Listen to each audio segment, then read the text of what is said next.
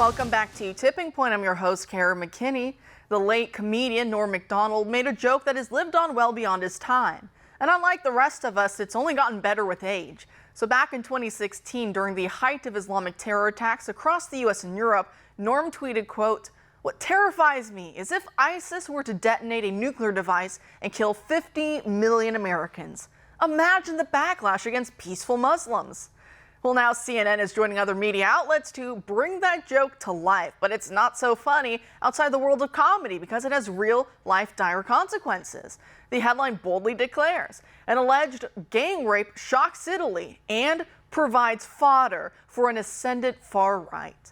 Look at that. They can't even report on the fact that a 13-year-old girl was reportedly sexually abused by 7 Egyptian migrants, a very common occurrence now across Europe, without having to add spin to it right from the get-go. They're only reporting on it because they have to, because it's a big deal right now in Italian politics, not because they want to. So they aren't going to do more than barely touch on the story and then not cover it again.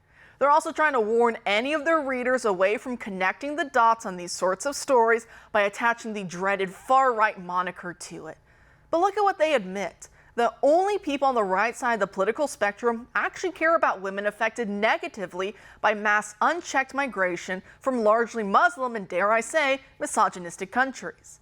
Won't someone think of the gang rapists, though, and their struggles? That's the vibe CNN is giving off here. And while they run cover for Egyptian chomos, a shooter entered the Houston, Texas Megachurch of celebrity pastor Joel Osteen over the weekend, bearing the message Palestine written onto the gun. About 45,000 worshipers attend the Lakewood Church weekly, and yet thankfully only the shooter died because off-duty cops provided security for the church. That shows you how important it is to have armed yet concealed protection, because when seconds count, cops are often minutes away. And while no one else died, sadly a child reported to be between 5 or 9 years of age is in critical condition, and police are now saying that he was the son of the shooter. It's a bizarre situation all the way around. Why did the shooter bring their son? How did the shooter get a gun, despite having an extensive criminal background? A local news reporter says that laundry list includes prior arrests for assault, forgery, marijuana possession, theft, evading, and unlawful carrying of a weapon. Also, more curiously, why does the shooter, identified as being Genesee Yvonne Marino, appear female yet have male aliases such as Jeffrey? Is this a woman pretending to be a man? New reports say that could be the case. And why the message Palestine when this shooter is originally from El Salvador?